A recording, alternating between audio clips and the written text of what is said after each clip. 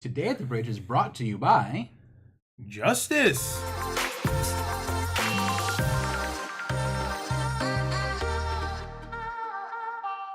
Hello and welcome back to Today at the Bridge.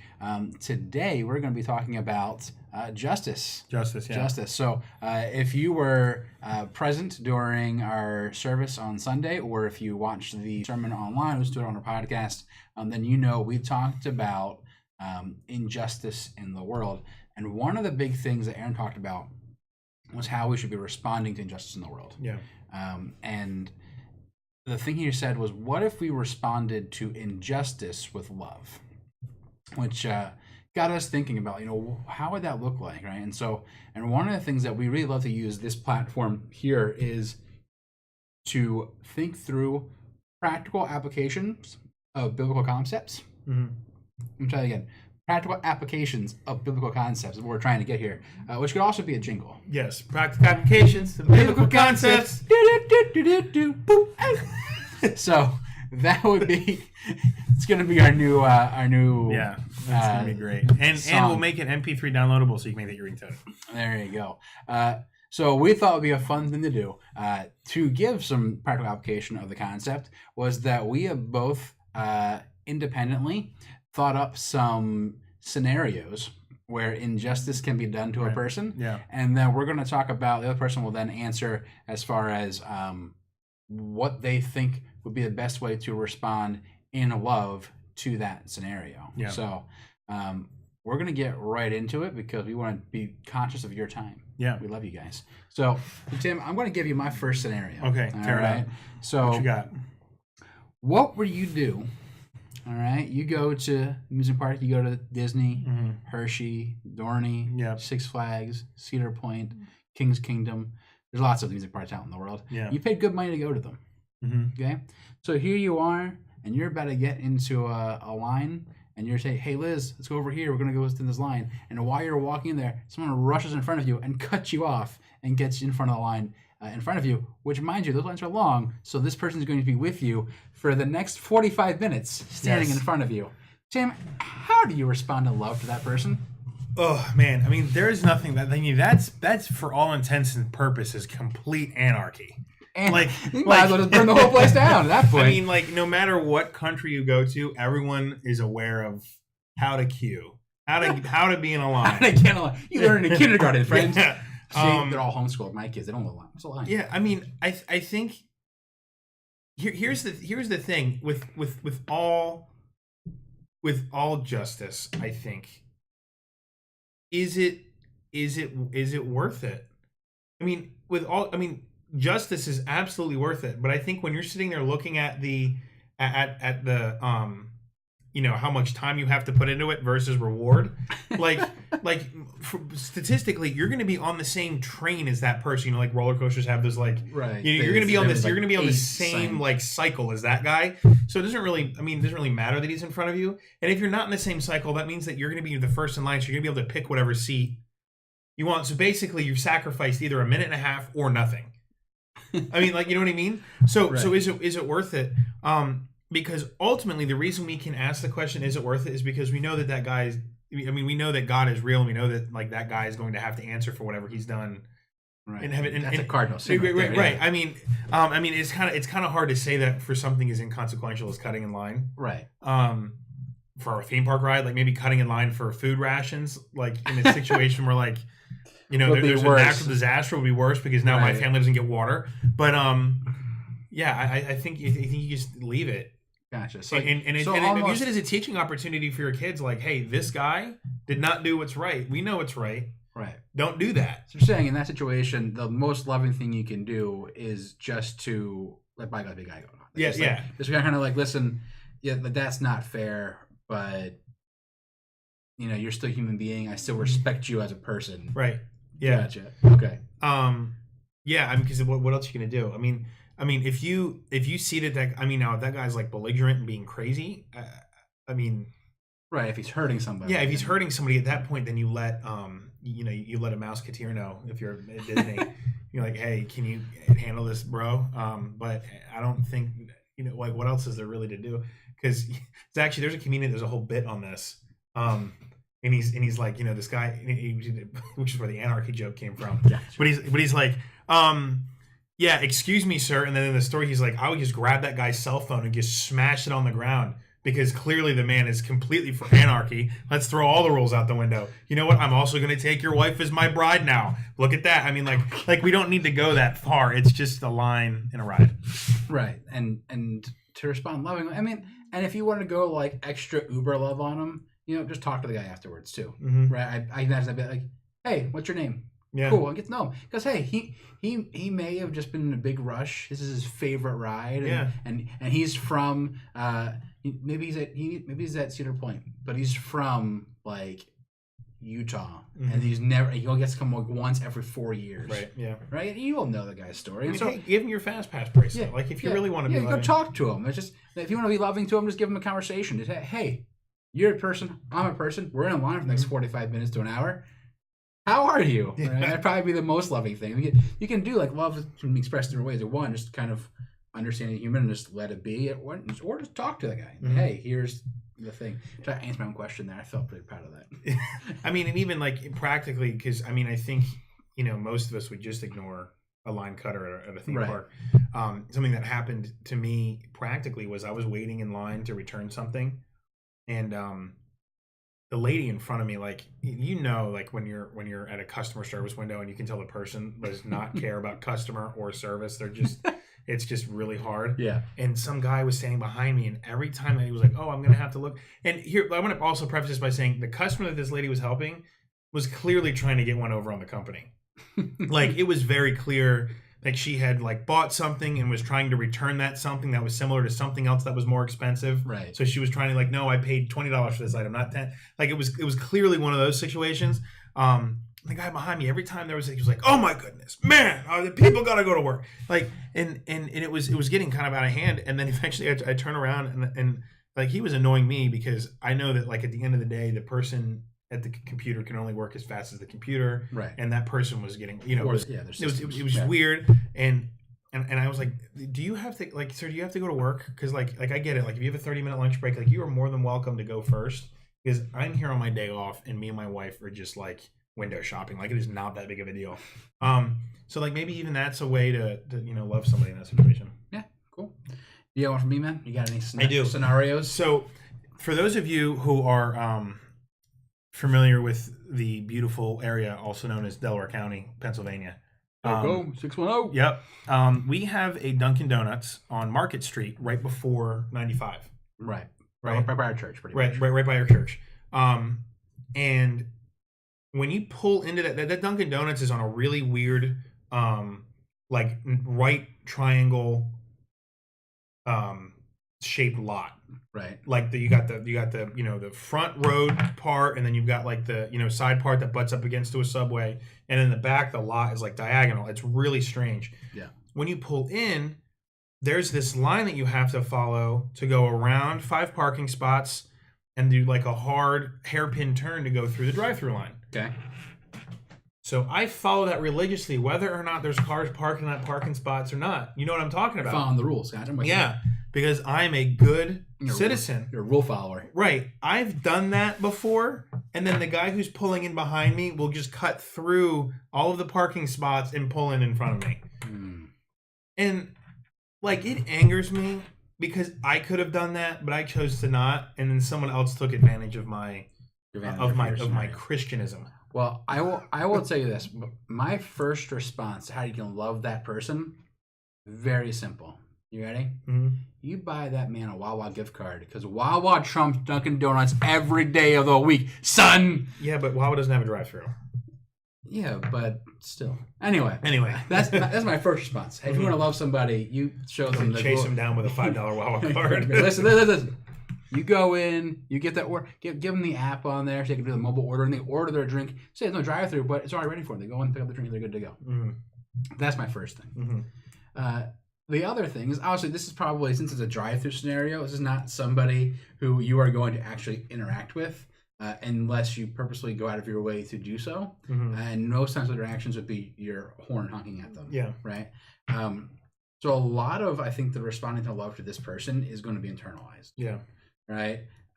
It's very similar to cutting someone often a Hershey Park train ride line. Except for like, there's no opportunity for you to be like, "Hey man, where are you from?" Like, that'd be kind of weird to get in your car and walk up and be like, especially you because you're a big guy. If you're out of the car to come and say, "Hey, where are you from, man?" He might think you're trying to fight him, right? Which is never a good scenario. So I think a lot of that would just be you stopping and being a little more introspective as far as who this person is, what they're doing. And really too, because they might and try to think through like lovingly, like, hey, put myself in their shoes. Maybe they're not from around here. Maybe they're just passing through. They got off 95 and they saw Dunkin'. They didn't know there was a rule to the roads. They're not used to it, or they didn't see you. There's so many things that if we take a step back and we kind of realize that we're not the center of the universe, right? And realize that person was likely not trying to do you an injustice. Right. Yeah. Right. They were not trying to hurt you in some way. And I think with both of these scenarios, and even a lot of scenarios that we face day to day, it comes down to, was there an injustice? Absolutely. There was an injustice because someone got in front of me in line at the theme park. Someone broke someone else broke a rule. When you break a rule, that is an injustice. I think with any injustice, there's a few truths that we as Christians have to know. A, God saw it. God sees every injustice. Right. When I knowingly take the last piece of garlic bread, even though I know my wife is a bread fiend, that's an injustice. When I park in the city and don't feed the meter because I know that the meter maid is not going to come through for the next hour because I just saw him walk by. I'm like, I can get 45 minutes of free parking. I don't have any quarters. I'm going to run in and grab a thing of milk. That's an injustice. Like, you broke the rule. If you park there, you have to pay. Right. God sees all that. So then I think the next question that we have to ask is, okay, we know God saw it. Is it worth my time and effort receiving what justice I can? Because in the Dunkin' Donuts scenario, the only way I'm going to get justice is if I park and then I get in line and drive-through and then I walk through the drive-through myself. Like, is that worth it? No, not in this northeast winter weather. It's not worth. Even in the summer, it's not worth it because you end up just looking like a fool. Yeah, and worth it is even part of the scenario. I think like the idea is like is it worth it? But also like is it loving? Is that in any way going to show compassion to that other person? You just look crazy. Yeah. And in the theme park situation, you're still on the same train with the guy. Right.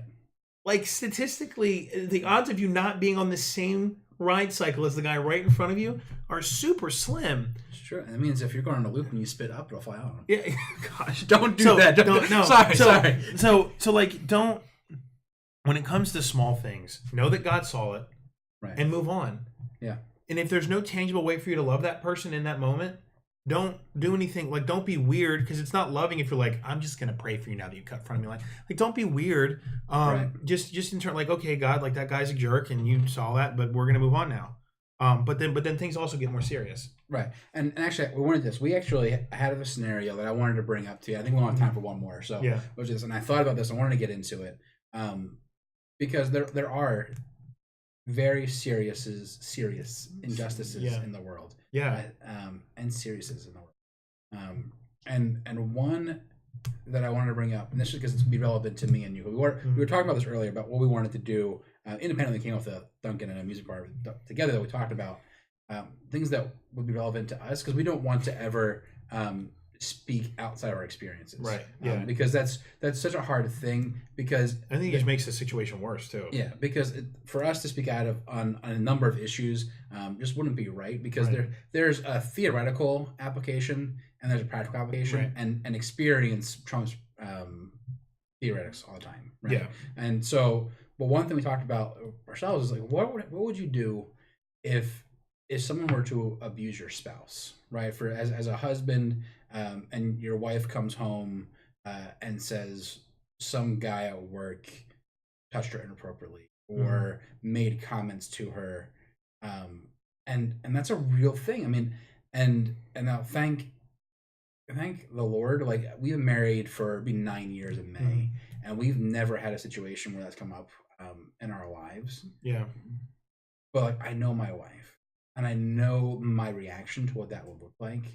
And one, it would not be very godly. My Yeah. my initial human reaction, and so we want to talk a little bit about like what does that look like as far as how do you in a situation like that where a great injustice has been done, where somebody has taken the sanctity of another human being and just abused it Yeah. and sullied it, right? And the one thing, and we'll get into, I wanted to say this because we talked about like with the music part, kind of like you just let it go, right? Yeah. Ignore it. But a situation like that, you can't. I think one of the things people don't think about is that responding in love does not mean being silent, No. right? Not at all. Like, silence helps no one Right. in those situations, because what's happening, and the trend that you see sometimes is people in the act of wanting to be more like Christ, or to not Or even just deal to with it, appear more like Christ. to appear like more, to Yeah. appear, right? Because even Christ responded loudly to sin issues. Yeah, he did. Right? And is that it's not about being silent. Like, love is not a silent action, right? Love is No. not silent. Love is seeing injustice and responding to it, being vocal about it, but in a way that is not full of hate, Right. right? Yeah, sorry. Yeah, I mean, the first thing I would say is like, is from a process standpoint, I think it's the same as the lesser scenarios. Know that God saw it, and rest in that, because the next things that we're going to talk about, like, we're dealing with a broken world, we're dealing with a broken system. I'm grateful for America's justice system, and I'm grateful for the different systems that the corporations that we all work for, and the small business that we work for have put in place. Yeah. And God even calls us to be subject to them and to follow them, as long as it doesn't interfere with his rule over our life. So we have to respect that, but they're all broken. They're all inherently broken because as soon as Adam and Eve sinned in the garden, everything broke. Right. Our relationship with each other broke, with the earth broke, the earth with us, and like, it's all broken now. So the best system in the whole world is still going to be inadequate at depth at handling these issues. Right. So the first thing you have to know in the bottom of your heart, God saw it. God will not let it go. I just actually, after the message on Sunday this morning in my daily Bible time, I read through the book of Amos, and it was a quick read. I mean, it probably took me 30 minutes. But like, God had record of everything the Israelites had done to each other, like down to someone like indebting someone over a pair of sandals. Right. God sees it and he's not happy with it. And then I think the second thing you do is you follow the process. Right. Like, you know, I've worked for a couple big corporations, and all you have to do is go to the, you know, they have an employee handbook on the intranet, you know, like right. the sub internet thing that the company has. All you have to do is look up what's the process when something like this happens. Make sure it gets reported. Don't try to handle it yourself. Report it. Like, you know, if that happened to my wife at work, or even if it happened in a situation where, like, you know, my wife is street or something. Yeah, or she's like, you know, the thing that I immediately thought of, like, she's trying to get her bags onto the airplane, and then, like, you know, some dude just pushes her out of the way, make sure his bag gets in the overhead bin. Right. Like something like that. Like, you know, follow the process. You know, make sure the police are notified. Make sure your leadership is notified. Make sure that person's leadership is notified. And kind of like let the company take care of it.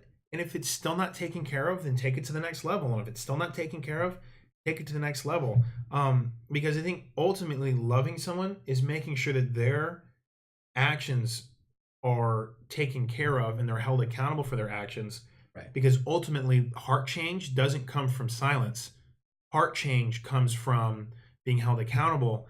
And you don't want that person to love them and to not want that person to continue to act that way. Right. And they're not going to stop acting that way unless they're held accountable for their actions. Right. Because the issue you have there is, if you're silent, you're basically you're reinforcing to that person that what they did is okay. Mm-hmm. That there are no or even that they can get away with it. Yeah, that's okay. There's no consequences for my actions, right. which is not loving to them, right? Because what that does is it leaves them in sin. Mm-hmm. It leaves them with a mindset of that sin is something that can be done and over again with no consequence to myself. or to others. It seems like. Yeah. Instead. So So if you scale it back, like, so we had a pretty extreme example of, someone harming our wives, which again, I'd be in the same spot. That my initial reaction is like, let's go put the Bristol stomp down on this guy. right. But if you scale it back to, like, let's say that we have a child and our child nicks a, like at Wawa, how they have that candy like under the counter. Yeah. Like, what if our child nicks a 29-cent pack of the Sour Patch Kids? Right. Like, he's in the car and he's sitting back there and he's munching on Sour Patch Kids, which I know I didn't buy them. And I know my wife would never give our future child Sour Patch Kids. Like where'd you get those from, bud? Well, okay, well, you know what? I'm not going to embarrass myself and my kid over 29 cents. Not that, like, well, then they learn that I can nick something and it's okay. Right. And then it scales to, I can steal an iPad and it's okay, because even if I get caught, Dad's just going to make me, Dad's just going to give it back to the guy for me. I never have to face those actions. And then you end up with someone who does think it's okay to abuse someone else's spouse in a workplace situation. Yeah.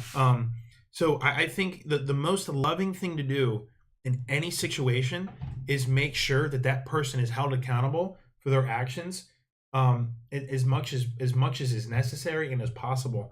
Which, going back to the roller coaster thing, like, what are you going to do to hold someone accountable for? Right. For cutting in line, like. Right. Yeah. I mean, and then also just like, and this is not an easy thing to do, right? And like we both said, like, our first reaction to someone harming our spouses would not be very God honoring, right? Which and that's part of like our sin nature, and a lot of responding in love is going to be similar to the scenarios is internalizing and falling back on God's promises to us and to the world, and then our response outwardly because of that. Yeah. Right. Because loving someone in that situation can look like reporting them without causing them physical harm. Right. It's just, there's so many things that it can be, and it's hard, right? Because you feel that injustice, and you feel it so deeply, because you see where the way that things should be and the way that it is are so far apart from each other. Yeah. And how am I going to bridge this gap? I want to hate this person. Right. And a lot of the response to that is going to be forgiveness for them. And by that, we don't mean that you just, again, you don't tell them it's okay. Right. You tell, similar to like my children, I tell them all the time, like, if they do something wrong in the house, like, listen, what you did is not okay. I still love you, but what you did was not an appropriate thing. Right. Yeah. And that has to be, I mean, it sounds pithy to say it in a situation like that, right? But it takes that grace of God in your life to then look at someone who has caused you harm and provide to them forgiveness that's undeserving, because that's how Christ did for us. Yeah. Right? That's the whole like point of the gospel. That's one thing I love Aaron said, is like that responding to injustice with love is changing it from being a political issue to being a gospel issue. Right. Right. Yeah. And understanding that, like, for me to respond to you in love in just situation like that is for me to say that Jesus' blood and his sacrifice for me and for you is greater than the divide between us. Right. And that he can redeem you. He can cause repentance in your life, and he can cause forgiveness inside of me towards you. And understanding that that's what the gospel is about. The gospel is about God in the form of Jesus taking over our sin and giving us grace when we did not deserve it. Right.